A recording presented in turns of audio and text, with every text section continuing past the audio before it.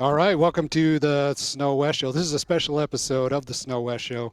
I've never done a live one before. We always record these things, and I just feel like we can say whatever we want, and I can go back if I have to and fix it later. But this one's live. We are live from Klim's headquarters in Rigby. If I step outside, I can see my house from here. But yeah, we're in Dustin Pancary's shop. Oh, There's it's my sleds shop. back Sweet. here. Nice Yeah, work. I mean John's not here to claim it, That's so true. yeah. My tools.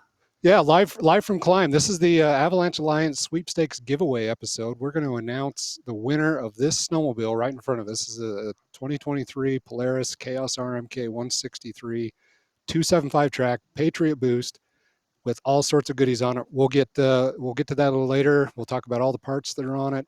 But yeah, we're going to give that thing away.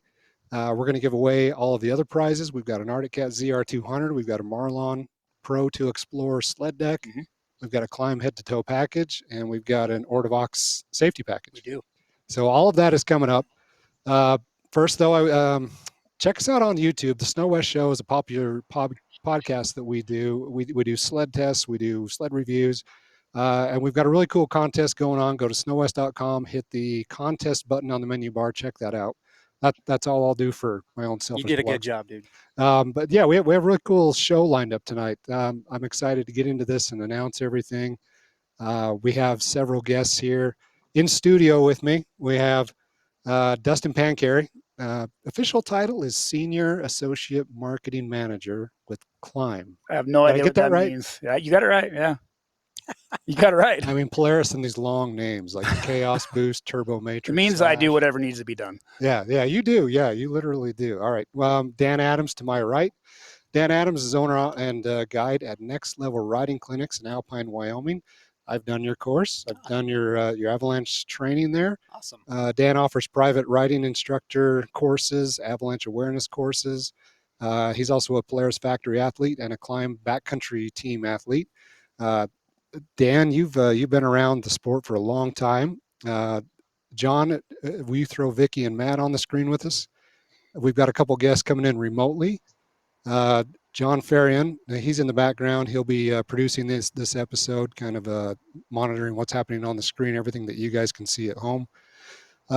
John's been involved with the Avalanche Alliance since the get-go. We also have Matt Entz joining us from South Fork, Colorado. I'm assuming he's home. Yep, He's home. probably where he's Yes, at. sir. Matt, you're also owner and guide at Mountain Skills, which is based in South Fork, Colorado. You're right outside of Wolf Creek Pass there. Normally you have amazing snow, but I think you're kind of in the same boat as the rest of us right now. You are a motorized level 1, level 2 certified avalanche instructor, Polaris factory athlete, kind of a teammate with Dan here, Yep. and also a Climb backcountry team athlete. And also from Colorado, we have Vicky Hormuth. She is the executive director of the American Institute for Avalanche Research and Education, otherwise known as ARI. That's right. Did I get that right, Vicky? You nailed it. All right. Say it 5 times fast. No, one time. No, we're gonna quit while we're ahead. Vicky, will you take a second and just tell us briefly what is ARI all about and what is your role there? I've kind of done a little research with you, and sorry to cut you off. You spend a lot of time in the backcountry. You are a backcountry enthusiast, mountaineer, mountain biker. Go ahead and tell us what your role is there. Yeah, so I'm the executive director of ARI. ARI is a nonprofit organization. So executive director is akin to like a CEO of an organization. So I'm really responsible for setting the strategy along with the board of directors of ARI, and then making sure that my staff has all of the resources they need to put that strategy in motion on the ground. And so what does ARI do? I know a lot of the funds, Avalanche Alliance has been around. This is its 5th year as the Alliance. It's raised a ton of money. We'll talk about that in a minute. And a lot of this money has gone to fund some educational aspects that ARI is in charge of. So what do you do there with those funds as they come in? Yeah, so quick glance back into history. ARI was created 25 years ago by a group of people who saw the need to create a standard for avalanche education in the industry.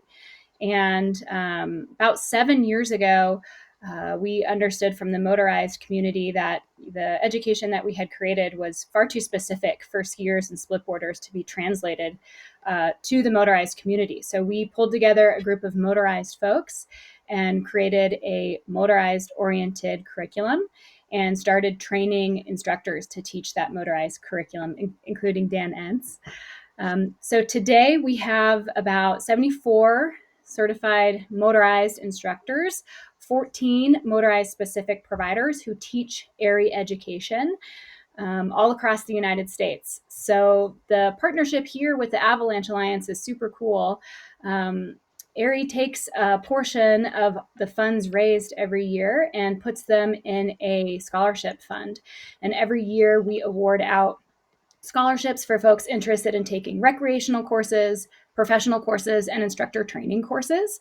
To date, we've given out over $150,000 in scholarships, which has helped us develop so many instructors and providers in the US, and then helped get everyday recreationalists access to some of those courses as well. That's really cool, and it's the coolest part about this alliance is that money has come from snowmobilers. This is a motorized category, creating funds and helping ARI, which also works with non-motorized users, and creates this new category of motorized specialists that teach backcountry and avalanche safety education.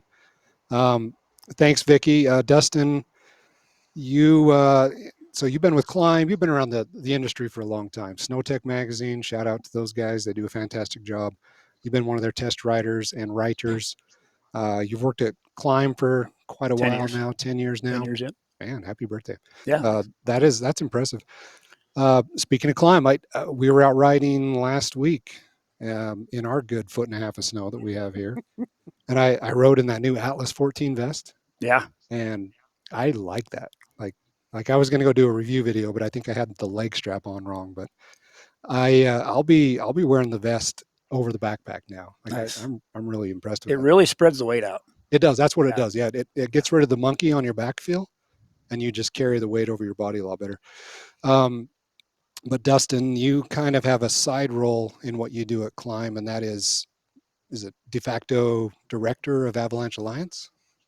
I wouldn't say that. That's probably John. I mean, this was really kind of a brainchild from John, myself, and a couple of guys, but he's really the one that got the ball rolling. So John Summers, John marketing Summers, manager for Klim. Yep. So props to him. But between him and I think we really kind of initiated the start. And then as far as maybe some of the background, just operations, kind of boots on the ground stuff, I feel a role for probably a majority of that or some of that anyway. So what does that entail? What is boots on the ground with Avalanche Alliance? A lot of it's just the tour, the Avalanche Alliance awareness tour. We use that as kind of the grassroots effort to spread the word about the Avalanche Alliance, to create the awareness on avalanche safety, to help create some of the funding for the sweepstakes. It's really just kind of in-person advertising, maybe for lack of a better term, and that's a big part due also to the help of Dan and Matt. Travel together when we do those presentations. So it's just a way to really try to get in front of people and get the awareness, to reach as far as we can. So what is the reach? Like, you guys were in Alaska last week, is that right? Yeah. And they got a ton of snow, so I'm not positive of why we're back. It hasn't stopped snowing since we left, from what I understand. And all of you from Alaska that are listening, yes, I am going to come back. Just give me some time. Maybe tomorrow. You have to come back if it doesn't change. You're going to drive up there with your turbo build? Oh, man, to take my snowmobiles to Alaska. So, Matt, this is a question for Matt and Dan. How many of these clinics have you, seminars, I was going to say seminars. How many of these seminars have you done over the years with Avalanche Alliance? I think we were about 60. So I think over the last 4 or 5 years, we've definitely, and we've had certain years where we really hit the ground running, and we did that big Midwest tour where we were just dealer for dealer and just kept going. It slowed down a little bit this year, just conflict with scheduling and things like that. But I'd say overall, we've done about 60 of them. And, even just the last tour that we were just on in Alaska, I mean, it's amazing that you get to these dealers, and especially for as spread out as some of these communities are, I mean, we're still getting, over 100 people at these things. And so I'd like to think that we are networking this message and just how important it is. And all we're really doing is just sharing our influence, our stories, kind of our background of like what made us the instructors or even the riders or the people that we are. And it was always coming from something that luckily was a positive outcome, but it was certainly this, what I like to call, and you guys that ever been to one of my classes or heard one of these Alliance presentations, is just sort of my emotional bookmark that like got me to really start to focus on my own training. And then obviously we took it a big step further by building businesses around that and networking out this type of training to as many people that are willing to listen. So Matt, I know you're there. You just got back from Alaska as well. What's the farthest east that you guys have done these seminars? Oh, we were in Milwaukee this fall. Have we been any further east than that? No, that's the furthest we've been so far. We've had invitations to go clear to New York, which we probably will end up doing at some point in time. Yeah, but you can only get so many in a fall. And so a lot of people don't realize that when you talk avalanches and avalanche safety education, educating people out in the Midwest and in the East, they're very interested because a lot of them come out here once or twice a year, or they're planning a big Western sled trip. Is that? Yeah, and it's crazy because I mean we had the best attendance in the Midwest out of the presentations, and we've had several discussions about why that might be, and I think those of us that live in the West, I think we take it for granted a little bit, right? Like we're so used to having access to that stuff, and so it's kind of like, being in a hurry to go someplace, you kind of hop in your car and maybe don't have everything you need and you're just, trying to get there. That's maybe the way we approach the mountains, where if they're in the Midwest, they plan it 6 months in advance, right? And they want to be prepared. They want to have everything ready to go, whether that's that training, sled prep gear, everything like that. So if we take the time and put a production together to go out in the Midwest, they show up, they attend in pretty big numbers, which is awesome to see. They're serious. Yep. And we're somewhat complacent to these mountains that we've grown up in. Like you get these riders that you've been in. I'd use myself as an example of just the riding areas that I've been to so many dang times, whether it was with a clinic or with friends or just out free riding, and they've never shown signs of anything happening to them. So you get complacent to these areas where you almost have this like false sense of safety, and we kind of refer to that as like this expert halo of like, well, it's never done anything, so why would it now? And it's kind of the wrong decision. But it'd be, again, to your point of these people that come from the Midwest, they're coming out here, they want to make that trip very enjoyable. They're spending a ton of money. They're going to really kind of select one or two spots that they're going to go. And so they're highly interested in this type of training. And so that's why those attendances at those dealers have been really, really good. So, Matt, have you seen a shift in the Western snowmobilers as far as what Dan's talking about, like Western snowmobilers being more aware of like, hey, this actually could go wrong on me? I think overall there's been a difference made everywhere. It used to be really difficult to fill a course, no matter where they were coming from. And now, thankfully, people are pursuing that education. They want to take it, and most courses are full.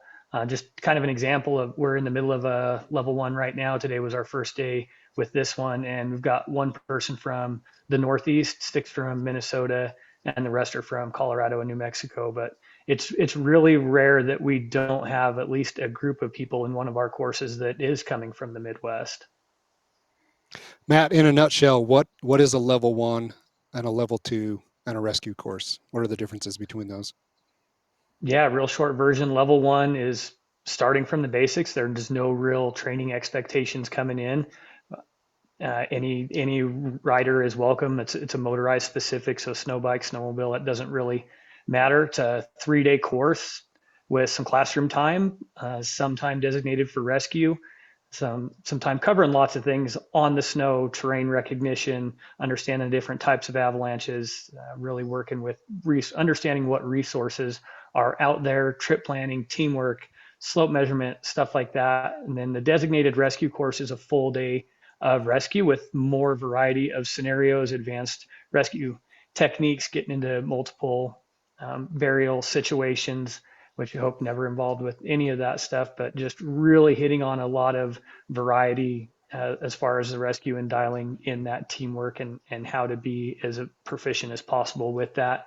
And the level 2 is taking things just further diving in more with those resources, getting more in touch with the snowpack makeup and kind of geeking out with some of that stuff. But the way that we're doing it, we're really focusing kind of with it, advanced riders and learning in the terrain that they're going to be riding in, and a little more of a mentoring where they're doing a lot of the work, and we're there to help them along with it, and really incorporating their Avalanche eyeballs and the Avalanche conversation into their writing, where we make it normal to be looking for certain things and talking about them while we're writing. And so you leave a level 1 or a level 2 with a certificate, like you've earned Yeah, certification. upon completion, there's a certificate of completion that is, as far as with our ARI courses, it's in the ARI database. You get an account that you access through the ARI website, and then that stuff is available for you if you ever need it for anything. And then Dan, your program at Next Level, you teach Avalanche awareness. I do. And Yep. so this is not a certified course, but yeah, you, it's a non-certed 1-day course, kind of half-day classroom.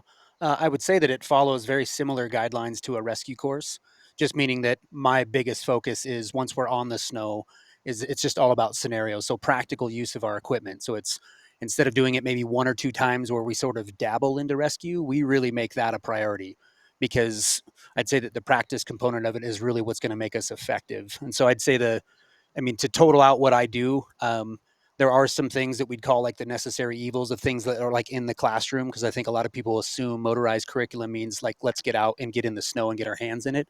And so we do some of that in the classroom, and then we'll spend the rest of that afternoon doing scenario after scenario. And it's because in the beginning, those scenarios are pretty clustered, even if I'm using sort of myself and my own knowledge along with my guys as sort of a walkthrough so that these guys and gals know how to do it properly. And then we just work together throughout the day. And I tell you that by the end of the day, man, you see a lot of lights coming on. A lot of people are like not nearly as freaked out about pulling their equipment out and actually working and talking and communicating as a group. And then you, throughout the day, you find out who your assets to your rescue are. You find out the people that are just like, they're taking it seriously. They're the ones that want to be those natural born leaders. And I tell you that snowmobiling is a group sport, and in an avalanche rescue, it is very, very, it's all about your group. If you're the one that's under the snow, it doesn't necessarily matter like how much you know. It's about what your group knows and how effective they can be. And so I've taken the nuts and bolts from a lot of level 1 courses and just a lot of things that I've read or experienced over the years and just kind of made my own. Yeah, and it's very informative. Ryan, I think it's important to mention as we heard what Matt was talking about and Dan was talking about. So, there's these levels of these courses, right? There's also the rescue course, which you mentioned. There's your 1-day course, level 2, level 3. But the important thing is, these are all an on snow, in the field, get your hands dirty type of training course, right? So we talked a little bit earlier about our awareness tour, and that's really an effort to motivate people to go get the on snow training. So even though we talk inside those dealerships and we do those awareness presentations, there's some tips and tricks, and we'll educate them on a few things like that. But that's really kind of the precursor or the hoping that's the inspiration to get them to go sign up and get on snow training, because that's where the knowledge is really going to come. And there's other providers out there that offer those two things that aren't necessarily involved with us tonight. But I always like to make sure that we understand the difference between what's, this awareness presentation versus, okay, we're actually going to get on snow training, because that's where we're really going to apply the skills that we're learning. Yeah, absolutely. So Vicky and Dan and Dustin, we're gonna get to you guys in a second. I know you have some information prepared, but I put a post on the SnoWest Magazine Instagram account last night, just asking for random questions from anybody. What do you want to ask Matt Ince or Dan Adams about Avalanche state safety or usage, or how do you guys want to go through a couple questions? Yeah, let's do it. All right, I'll hit you. Let's start with Dan. Question number 1: what is a hoe shovel, and is that what I should be carrying? The hoe shovel, and we kind of went away from this because it just gets a lot of laughs and things like that you could take a shovel and go into hoe mode. I would just tell you, like, let's put it into chop mode. All right, so a lot of these newer Avalanche shovels, Ortovox shovels, maybe even the one that I'm giving away, these shovels, guys, that the handle has a reverse way that it can accept the shovel blade to where it can go into a mode where you can actually chop snow versus the conventional shovel mode. So that would be hoe mode of any kind of a shovel. And I tell you that when you've got a group of shovelers and you're either doing this in practice or, you know, heaven forbid that we're doing this as the real thing, when you've got a couple of conventionally set up shovels where we are chopping and blocking, and then you've got shovels that are set up in that chop mode, if you're number 2 or 3 in line, and you guys will understand this as you take a level 1 course and you kind of understand the dynamics there of how we create this conveyor belt as we're shoveling towards the base of a probe. That shovel setup in the chop mode is a real convenient way for us to kind of get our shovels in there and drag snow back. And it's just a very efficient way to do that. So that'd be the simplest answer there. Yeah. You and I were texting about shovels last week. I wound up buying hoe shovels, you know, 'cause I needed to upgrade my equipment. So I went with the best. Got some recommendations from Dan. Yeah. Good. Matt, this one's for you.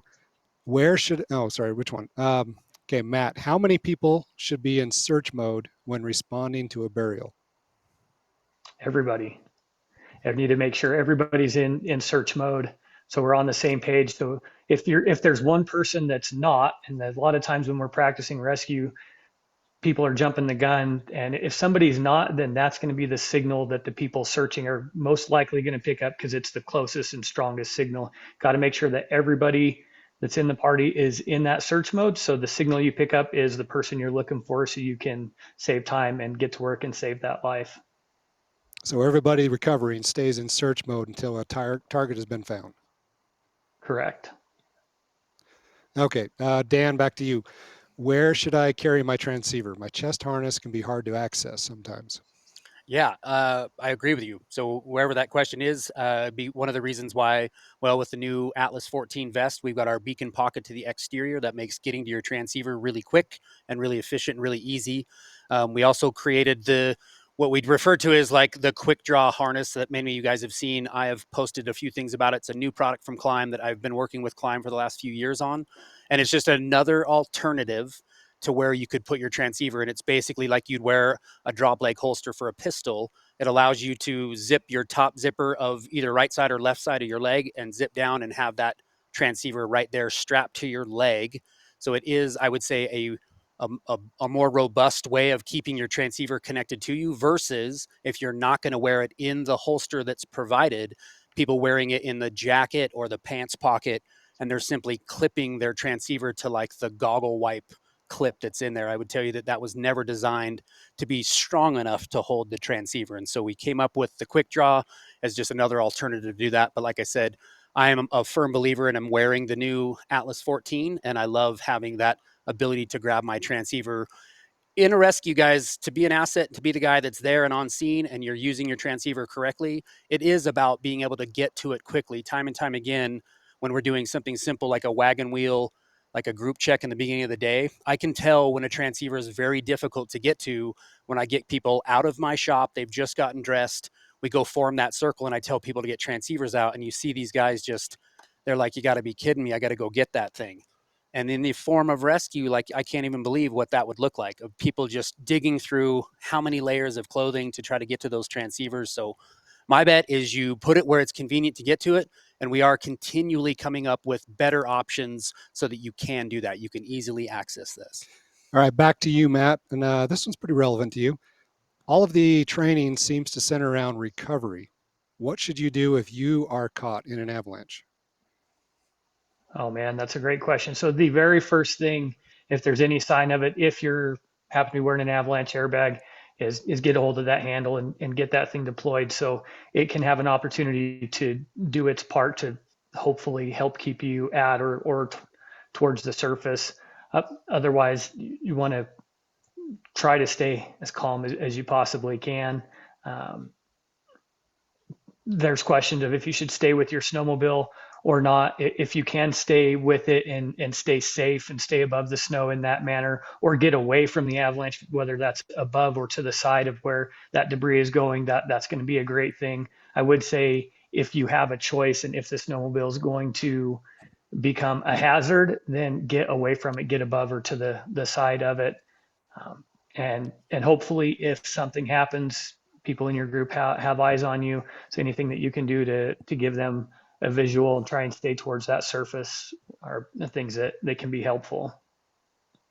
I think that's a great question for Matt, because I mean, Matt's got a pretty powerful story about been in a few the examples. experiences that he's Absolutely. been in on the mountain, sliding down, and he knows kind of what reality is there. So that's about as accurate as you can get. Yeah. Speak from The experience there. reality, yeah, and the reality is that it's not a pleasant situation, and you don't necessarily have the opportunity to dictate or do much. So that quick response with the handle, if you've got that pack on, I'd say that's definitely a priority. Otherwise, you're at the mercy of the snow, and that's not a good feeling. Yeah, and just one thing to add would be to try, and granted on the word try, but try to get into that whitewater position. Try to do your best to get your feet downhill. So kind of whatever you've got to do to get there. So a piked position, trying to stay as high as you can. I would say that when you're in that whitewater position, you guys can kind of picture that as you're going through the whitewater, keeping your feet downhill, and trying to keep your body, your torso, as upright as possible would be helpful. Yeah, it's good info. All right, I'm going to combine a couple questions here. The next one, Dan. Does a cell phone in airplane mode interfere with the signal, or does your radio interfere with the signal? Also, somebody else asked, do things like heated gloves, heated jackets, do those interfere? So it's a great question. We can use Dustin's help in terms of what Klim has done as sort of independent studies talking about things like the heated glove and things like that. What I would touch on, guys, is a cell phone, whether it's in airplaner mode or not. Let's not question that. Like if there's an if, a maybe, a shouldn't, or like I'm not positive of, the biggest point that we could make there is let's just keep all forms of things that send signals or make noise away from our Avalanche transceivers. You guys have seen my videos. I'm a big advocate for the handlebar bag. I really like keeping my phone into that. So as I step away from my snowmobile, I am in search mode and my cell phone is nowhere near me. So I would just tell you, I would err on the side of caution and just not have it turned into airplane mode or not. I wouldn't have it anywhere near me. So leave it on the sled or power it off in the event of a rescue. The radios, remember that when we use a two-way radio, that we're not broadcasting, we're transmitting. And so I would tell you that your radio close to your transceiver, if you were keying the mic, if you were actually using your radio while you were in search mode, there may be an opportunity for that noise to actually cause some interference with your transceiver. But the likelihood of you keying the mic while you're down in search mode is pretty unlikely. So do I say yes, use the radio as a form of rescue? And I will always say yes. True story on my behalf. Yeah. Talk about radios saving lives. Yeah, firsthand experience for Dan. And that video, we've seen that video too. And that saved lives that day. There's no question that you were able to get on the radio and tell everybody to pull their bags for sure. So, the radio is definitely a safety tool for sure. But I think any electronic in general, the rule of thumb, and I think this is kind of the direction that the Avalanche industry is headed right now. There's been a lot of research and a lot of discussions put into the electronics part and interference over the last year to 2 years. And the general consensus is, any electronic, it has the potential to interfere with the signal. Sure. So the answer I think that most people are starting to adopt is test with your own equipment and start with the advice that we know, keep the cell phone away. Keep those devices away if you can, but like electronic gloves and even maybe an electronic airbag. Yeah. Is there things there we need to be worried about? And I think there is. I think we need to understand that there's some potential there. And again, you need to utilize and practice with your own equipment. From a Klim standpoint, we've taken some measures to reduce and I think almost eliminate that electronic interference with some shielding and some things that we've done with our electronics and our batteries, knowing specifically that they're going to be used in close proximity to a transceiver. Yeah. So I would never guarantee that there isn't any interference, but I would say if you're practicing and you know how your transceiver interacts with your gloves while they're on, that's the best thing you can do to be prepared. Yeah. Avalanche airbags. Go ahead, Matt. I was going to say there's a really good kind of standardized document that's out now that was put together by a large group of industry companies that gives good general recommendations for distances, whether you're in send mode or in search mode. And I'll see if we can just share that photo in the comments or a link for people to see that. Is that on the Avalanche Alliance website? It's not, but I think that's a good thing that we ought to get up on that website. And this document was just barely actually created. They had the workshop here what was it, 6 weeks ago, I think, or 8 weeks ago. And so this is kind of new news, or the standardization, I should say, was just created. So yeah, go to avalanche-alliance.org here in a few days. We're gonna get Matthew to throw that on there. Vermeer will get it done. All right. Okay, let's do one more question, and then we'll get back to Vicky. I'll throw this out to Matt and Dan. You can run through it together. Give us a rapid fire, step-by-step response, like an on-scene scenario. Say there's 4 riders in the group. You see an avalanche. One guy is buried. What do you do? Matt, go for it. Yeah, first thing is assess your safety, determine whether you're safe to search the area or not. Make sure you're looking above and around you. Is there any additional hazard? Yeah, I like it. So after checking the scene, I think it would really, really important with a group of 4 or 5 would be to elect a leader. Go ahead and elect that leader. And then from that, start to educate yourself on the avalanche. Maybe look for visual clues. This is a spot where as a leader, you can designate who's doing what. At that point, you could start to organize. You could start to delegate, who's getting out some equipment. You could delegate who's going to go into search mode. At that point, you could remind everybody of electronics and things like that. Keep going. Yeah, we Matt. need to make sure everybody gets on the same page and gets into search mode. Depending on the scene, what's the size of this? Is this thing monstrous? Do we need somebody to make that 911 call? Do we have somebody that we should designate, make that 911 call immediately, or SOS with an emergency device, whatever that looks like, but then start spreading out, figure out where we're going to start searching from and spread out and get to searching the debris. Yeah, and everybody just kind of take a direction, use your mountain voices. If you're spread out far enough and the weather is just you're not in a great spot where you can still use the radios to communicate. And then once you start to obtain a signal, be sure to start calling that out and allowing your other rescuers to kind of know whether you're on the right track or not. We're obviously looking for those numbers to decrease. As they do, you want to continually announce that out. And then as you get closer to that through your course search and into your find, you can really start to be very communicative to the rest of your group. And at that point, if you are noticing that there is one person that you need to rescue, as a team leader, you could start to, again, designate who's going to start getting out tools. So that as you get down to that pinpoint search, you've actually got probes, necessary tools out, probes, shovels, that sort of thing. Yeah, the communication is huge. I love that term from Dan, the mountain voice. Really make sure we're on the same page, communicating with each other and being efficient with the time that we have. Again, the goal is to save that life. So working together, we don't need everybody to get down and do a find search. Hopefully the group has practiced and has taken some training and trust each other with that. So when somebody really hones in on that reliable signal, we trust them and allow them to move forward with that. And everybody else is going to need to get a shovel out. We might get 1 or 2 probes out. And once that find search is completed, we'll get into probing. Yeah. And once we probe, look for that positive probe strike. When we do, let's leave the probe there. That's the identifier that we have something under the snow that we should investigate. It also tells us the depth. And from there, with proper shoveling techniques, let's go to the base of the probe and see what we have. And then from there, take that information and lead to the airway. Yeah, one main thing we've got to get an airway. So determine what that probe has actually struck, and then get to the airway, and then get the weight off of the person and start your patient care, whatever that might look like.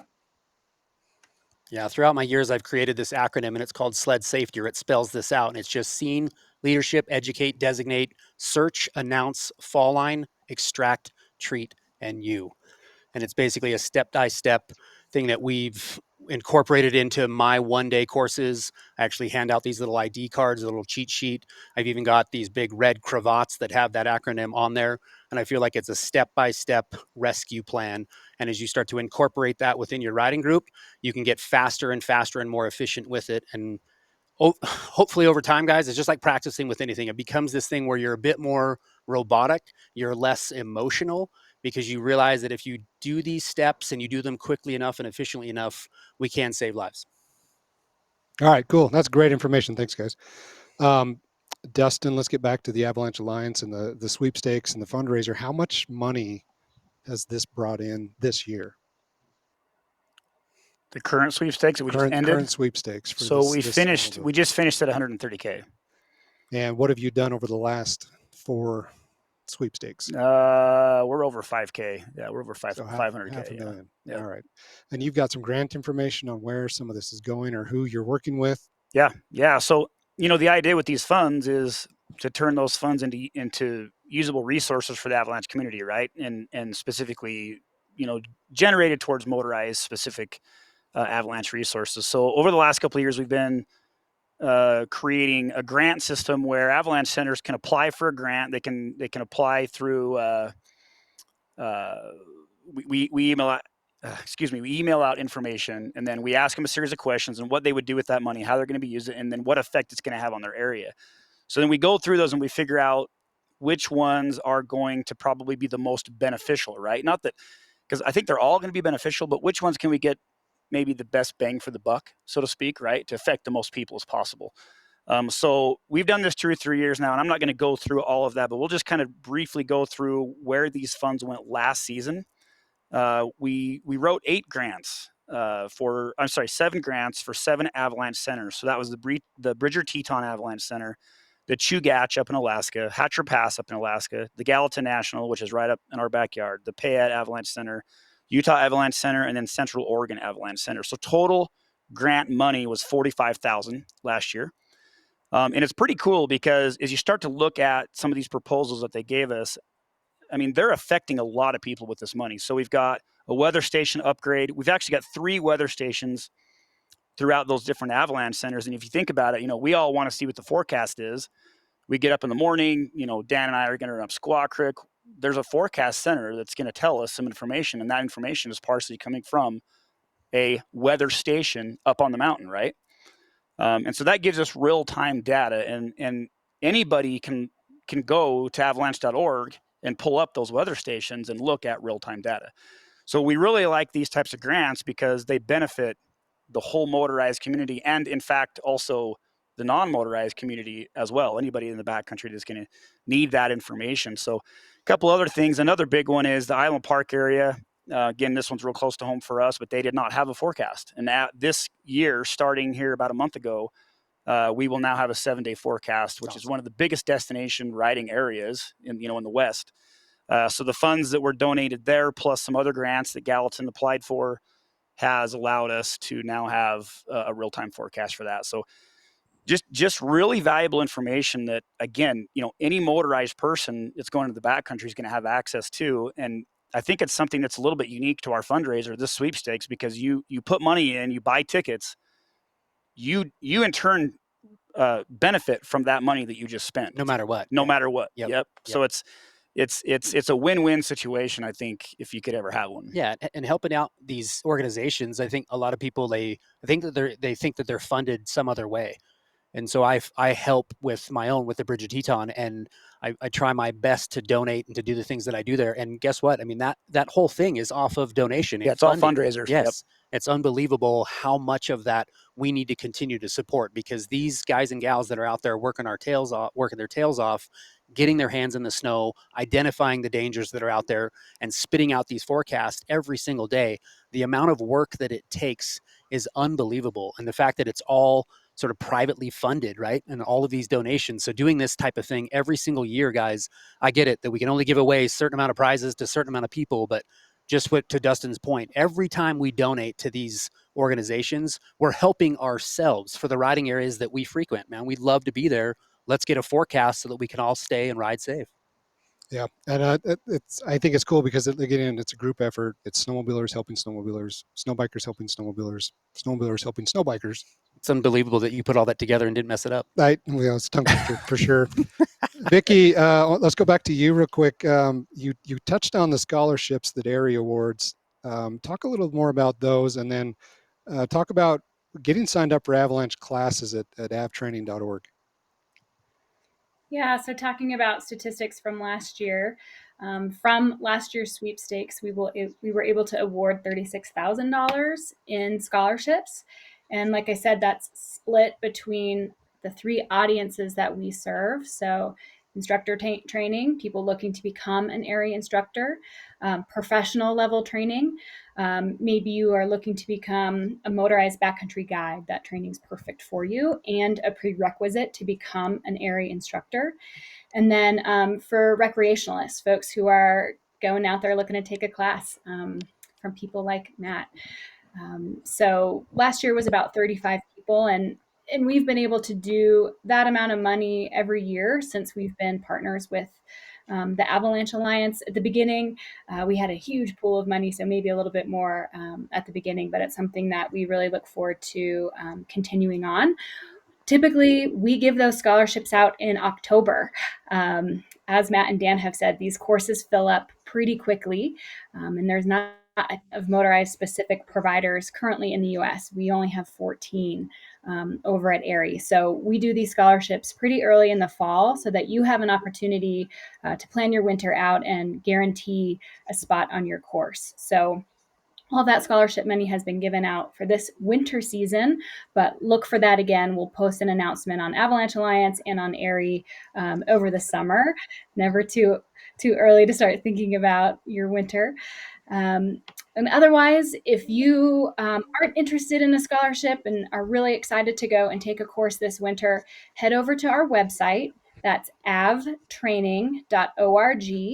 And there's a button that says Find a Course, and that'll take you to a page that lists every single ARI course that's happening in the United States. You can filter that by course type, so filter that down to motorized immediately, and then you can filter it by date, you can filter it by state, and you can find a course that's coming near you. All right, doesn't get easier than that. Nice. Well, let's talk about the prizes that we have. I kind of went out of order there, but we had some amazing prizes here. We generated $130,000 this year alone on sweepstakes donations, money donated to this cause. Grand prize that we're going to announce here in a few minutes. Grand prize is this 2023 Polaris Patriot Boost Khaos RMK. A 165 2.75 track. This thing is loaded with a lot of custom parts that, Dustin, you put this thing together, so you're very familiar with this. Total value on this package is $31,291, and that includes upgrades from Arctic FX. They donated a custom wrap. You can find out more about them at arcticfxgraphics.com. The sled has Ice Age rails, Ice Age Hellfire wheels, Striker A-arms, and the Elevate spindles from Ice Age. Check those out at iceageperformance.com. There's some SLP Mohawk skis, an SLP head, starting line silencer, and a clutch kit. You can find out more about those at startinglineproducts.com. Sled also has a ZRP, that's Zollinger Racing Products, master cylinder cover, a lightweight brake rotor, and a titanium bolt kit. Check out ZollingerRacingProducts.com. It has a Pro Armor front and rear bumper. Those are in collaboration with Next Level Clinics. Check those out at proarmor.com. As a Seat Concepts seat, lightweight seat. And Dustin, you were talking about Seat Concepts. Yeah, it was kind of cool. So these guys make dirt bike seats, and I've used them on my dirt bikes for years. But I was talking to them the other day, and we were just found out they had bought the old Boss seats. They own Boss seats, right? And they still make some of the old Boss like seats. So like for an Edge, I'm kind of going through restoring an Edge, like a vintage build, and they have a brand new Boss seat, like right out of the box, still available for it, which is way cool. Yeah, that's a throwback to the early 2000s there. Yeah. Check them out at seatconcepts.com. Lastly, we have from Zollinger Zebros Racing Exit Shocks. It's a really high-end shock line from Zebros Racing. It's a proprietary product. Zebros billet pull handle and Zebros stirrups. You can check all that out at zebrosracing.com. First place prize is also something cool. This is a $6,207,000 sled deck from Marlon Products. It's a Marlon Explorer Pro 2 sled deck. This thing has a 10-foot telescopic ramp. It's one of those sled decks that can extend wider. Yep. You can put two sleds on. If you have one sled, you can pull it in narrower so you can see past your mirrors. See more at marlonproducts.com. Second place prize is a 2024 Arctic Cat ZR200. This thing is worth $5,500, donated from Arctic Cat. Perfect sled for young riders to get out and explore. It's electric start. It's a 4-stroke. It's SSCC Trail certified, and you can see more about the ZR200 at arcticcat.com. Third place prize is a Klim head-to-toe winter package. This is valued at almost $3,300. So this includes a Klim lock saw, one-piece Klim F3 carbon helmet. That's my pick. Love the F3. Klim Atlas 24-liter Avalanche backpack, the Klim Edge goggle, Klim Adrenaline Pro S GTX BOA boots, and you can see all of the Klim lineup at klim.com. Fourth place prize is an Ortovox safety package valued at $1,700. This includes the Direct Rescue set, which comes with an intuitive Avalanche transceiver that's rechargeable. Yep. It's kind of unique. The aluminum 240 lightweight Avalanche probe, the Badger lightweight aluminum shovel with ergonomic handle. It's not the hoe shovel. I get it. That you're talking about. And the Avabag Lightric Freeride 18 Avalanche airbag. Dan was talking to me about that earlier tonight. That sounds pretty cool. Yeah. You can check them out at ortovox.com. All right, let's give these things away. Let's flip it around. Let's start with you, Dan. You're going to announce fourth place. Yeah, we'll start with the Ortovox package. So take it from here. All right. So once again, guys, Ortovox safety package, total value here at $1,700. It includes this Direct Rescue set. Pretty cool, lightweight setup, and it's just obviously just sort of an all-in-one deal to get you mountain ready. The Direct Intuitive Avalanche transceiver, it's got a rechargeable battery. It's something that I've got a lot of experience with, guys. I've been using the Direct Voice since it came out. It's very intuitive. It's awesome for somebody that's just learning, just because this thing is literally like Siri as a transceiver. It kind of tells you what you're doing right, what you're doing wrong. You can kind of follow those steps. And as you get better, you'll start to really understand how those transceivers work. So I really like the Ortovox line of transceivers. The aluminum 240, I use that probe currently and I really like it. The Badger lightweight aluminum shovel. They've got a bunch of different lines of shovel. This is a great one as well. And then the new the Lightric Freeride 18 Avalanche airbag is a pretty neat setup. And again, all of these companies going to this electric primarily so that we can practice. We can practice. We can plug these things in. There's no more canister. There's no more of that stuff. So it's really nice and should be no excuses from anybody that you're not out practicing with your airbags.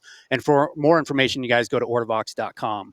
So we are going to give this to ticket number 119690, Lisa Lilleodden from Rogers, Minnesota.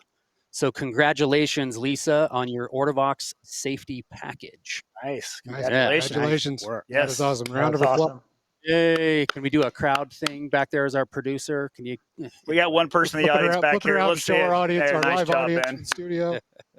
All right, Matt Entz, we're gonna go to you. You have prize number 3, the Klim head-to-toe package. Yeah, this is an awesome gear set. You showed it. We'll just go through it again. This is valued at $3,295.95. The lock saw one piece, super extremely durable, well vented, awesome piece of gear. Like you mentioned, the F3 carbon helmet. Anybody that's picked one up or put it on knows how awesome and comfortable that is. Lightweight. The new Klim Atlas 24 Avalanche backpack, a pair of Klim Edge goggles, and the Adrenaline Pro S GTX BOA boot. That's an all new design this year as well. And that's what I've been riding in and loving it. So this is an awesome package. And for that, we are going to go out of Nampa, Idaho, ticket number 84787. And that's Jumpin Joe Morrow. So congratulations, Jumpin Joe. I bet he's jumping right now. Congratulations. All right, let's move on. Second place prize, the 2024 Arctic Cat ZR200. Vicky, we'll turn that one over to you. Oh, sweet. All right. Yeah, I'm psyched to help get some kiddos out on the snow this year. And I think this person's going to be really excited to win this prize. Seems totally appropriate. Ticket number 8039, Alex Larson out of River Falls, Wisconsin. Nice. Wow, yes. nice. Congratulations. All right. That's awesome. You were just in, you were just. We did a there. I wonder if he signed presentation in up out there. Wisconsin. Yeah. Well, I would imagine it was somebody that was at the presentation. I would hope so. That At wide least at open that show. That would be yeah. awesome. Nice. That's so cool. We're going to have to see photos of that young ripper. Yeah, out we're gonna there doing We'll his post thing. that to the Avalanche Alliance. We want to see that. And maybe Wisconsin's got more snow than we do. So who knows at this point? Let's hope they have some. Yeah. All right, congratulations, Alex. Moving on, first place prize, the Marlon Explorer Pro 2 sled deck. Dustin. Yeah, you these take guys that have one. been super generous. They've been involved with this since day one. Every year we've asked, no hesitation. Yeah, we're in, and every year they contribute more and more. So big thanks to Marlon and the support that they've given us. Last year they sent us a deck that we put on the giveaway truck, and so we went ahead and it wasn't given away with the truck, but we mounted it on the truck just to display it and take pictures and things like that. So I got to mount it, drive around. We loaded some sleds on it and got to use it. And I don't have a sled deck, and now I kind of want a sled deck because we got to use that on there. It's pretty handy. So, anyways, Marlon Explorer Pro 2 sled deck valued at $6,207, delivery included. It will be delivered, I believe, to the closest dealer to the winner. Just to review, it comes with a 10-foot telescopic ramp. It fits a 6.5 or an 8-foot bed. So most modern trucks, I think, are going to be one of the two. Probably most of them 6.5. And we actually had to adjust that last year when we put it in. It was pretty easy to adjust. It wasn't too bad at all. Side extensions, you can move it in and out, both sleds. It's got the LED lights up really nice. Whole package, again, $6,200. The winner for that is ticket number 168834, Tasha Thomas out of South Lake Tahoe, California. Congratulations, Tasha. That's awesome. I think almost every sled deck's gone to California, if I'm not mistaken. Isn't that right? I think they've all gone to California. Yes, they've all gone to California. So congratulations, Tasha. That's awesome. Yeah, it's awesome got to be prize. It's got to be perfect for that riding area, because those snow parks, I just hear from so many friends that are out in that area about how quickly those areas fill up. And so a sled deck is going to be the prime setup in terms of hauling sleds. Yeah, you're not rolling up there in a 34-foot gooseneck. No. Everybody's going to be looking down on you. All right, and now let's hit the grand prize. This snowmobile right in front of us, the 2023 Polaris Patriot Boost Khaos RMK /165 with the 275 track on it and all the goodies that we just talked about. Vicky went through and she pulled the prize winners here right before we went on air, and she managed to get this winner's phone number. So before I say his name, we're going to call the winner. Yeah. And we're going to see how this goes. No guarantee here. So again, this is the winner of the snowmobile giveaway for the Avalanche Alliance sweepstakes. Hello. Hey, is this Dave Hatch? It sure is. Dave, are you familiar with the Avalanche Alliance? I am. All right. Well, I just didn't want you to hang up on us. I'm Ryan Harris with SnoWest Magazine. I'm here with Dan Adams, Dustin Pancarry, Matt Entz, and Vicky Horvath of the Avalanche Alliance. And you, sir, are the winner with ticket number 151979 of the 2023 Polaris Patriot Boost RMK Khaos. Congratulations, Dave. Yeah, buddy. Yeah. So cool. We Thank you. need him That live. is- We need him live on screen. Yeah, I wish We we do. had you Yeah, here. I'd like to see that reaction. Yeah. Dave, where are you from? Hamilton, Montana. So where do you ride? All over the Bitterroot Valley. All right. Nice. So you're going to put this thing to work, right? Yes, I am. All right. As soon as possible. So Dave, Thank I have to know: are you a current Polaris owner, or what are we? Go ahead, I am. My wife and I are both avid riders. We just picked up some 850s last year. dude. This thing is going to change your life, buddy. You are so Yeah. stoked. We've been staring at this sled for a long, long time. I've had my hands on it, and we want to ride it really bad. So you better hurry. Ever since I entered the drawing, I've been eyeballing that sled too. So I'm really excited about this. So Dave, Vicky says there's a story with you and your entries. You picked up a big chunk of tickets, right? We did. My company, Hillcorp, gives us, they'll match some funds if we donate them to an organization that we really feel does good. So we picked up some tickets, and I had taken a Ride Rasmussen clinic, my wife and I, and we came out of it completely changed as far as our awareness of avalanches, and we're trying to get all of our friends involved. And I was really glad that I was in a position to donate money to a good cause such as that. And now I win a sled too. That's fantastic. That's so cool. Yeah. And on behalf of the Avalanche Alliance, we want to thank you for your donation and thank everybody for their donation to the Avalanche Alliance. The funds are well needed and well put to use. Absolutely. All right, Dave. someone, Vicky or Dustin, will reach out to you later on and coordinate the delivery of this snowmobile. You're not too far away from Nope. where we're at right now, so it Nope. shouldn't be a problem. Yeah, Dave, I'll be calling you. We'll have you work on some paperwork stuff as well with Vicky, but we'll want to get the right clutching in it for you and stuff, so you and I can chat later. Yeah. So if there's a few miles on it, Dave, Matt and I we've been kind of looking at this thing for a minute. So just know that we're just purely trying to get the thing kind of dialed in for you. So just understand that before it gets there. I suppose in these circumstances, I'll be willing to overlook that. They might put their custom autograph in the form of a scratch. So when you say over character, like character 200 miles, 500 miles, Well, I mean, it's got to be broke in. So. That's right. Well, Outstanding. we Thank certainly you. appreciate it, Dave, and congratulations once again. Absolutely. yeah. Once again, Dave Hatch from Hamilton, thanks, Montana, ticket number 151979, winner of the 2023 Polaris Patriot Boost RMK Khaos.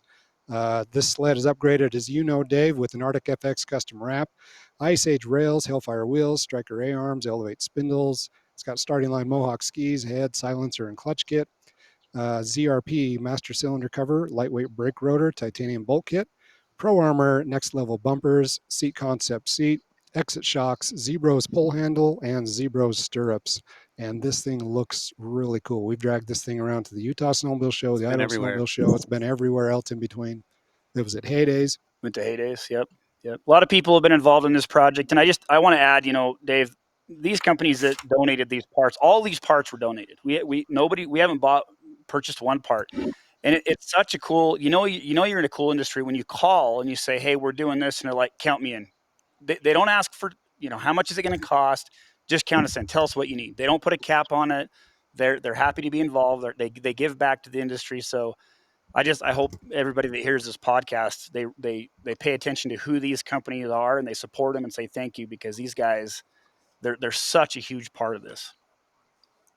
Yeah, absolutely. I appreciate every one of them. All right, Dave. Congratulations again. We'll let you go now. Dustin will be in contact with you later on. And what a good job. I mean, let's give a round of applause. I mean, everybody involved. Awesome. Yeah. Good. Congratulations Nice to everybody involved. What a cool event. All right. So the prizes are given away, which means we got to get started on next year's stuff. I think it's time. To start. We've already got some ideas. Yeah. We know we have an idea what the grand prize is going to be. We're not going to talk about it yet, but there's going to be a little bit of change. So this will all be revealed. Heydays 2024. Probably be some teasers about it earlier on. Yeah, we'll do some teasers. If anybody out there, company that wants to donate and get involved by donating parts or helping get a hold of Dustin Pancarry. You can reach him at Klim headquarters. Always looking for people that want to support the Avalanche Alliance and get involved in the industry and help out with this project. Yep. And every year we get more people coming to us and offering, and sometimes we're too far along in the process to have them help. And so we really just hope they'll reach out to us earlier so that we can get them involved, because the more help we can get, the better. The more people we can get to spread the word, the better.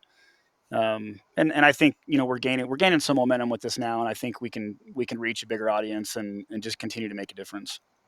All right. Well, with that, we'll wrap it up. I want to say thank you to John Ferry in the background, taking care of this and switching everything back around. I can see John right there on my screen. Great job, John. Vicky Harmuth, Executive Director of ARI, American Institute for Avalanche Research and Education. Thank you for taking the time to come on here with us and all that you do, Vicky. Matt Antz, Mountain Skills down in South Fork, Colorado. I've stayed at his vacation rental down there. It's a wonderful area. I haven't snowmobiled, but we did go dirt biking, and Matt is a phenomenal dirt biker. Good spot for that. And Dan Adams, Next Level Riding Clinics. Congratulations. Thank you for everything you do. It's always fun. Look forward to get out and riding with you since you're just an hour and a half away. And Dustin, nice work on this. You did a great job putting the sled together. Thank you. The wrap is pretty straight. You did a good job. That was my 17-year-old son. Oh, was it? It was. Jaden. Yep, he rocked it. Nice work, he did a great job. Lots of people involved that they don't necessarily get their names put out there, but yeah, he got his hands dirty with this one. Nice work, Jaden. All right. Go to avalanche-alliance.org and check out all of the information available there, as well as avtraining.org. And that's it. Let's wrap this up. Thanks, guys. Thanks to SnoWest. Appreciate it. Thanks, everybody. All right.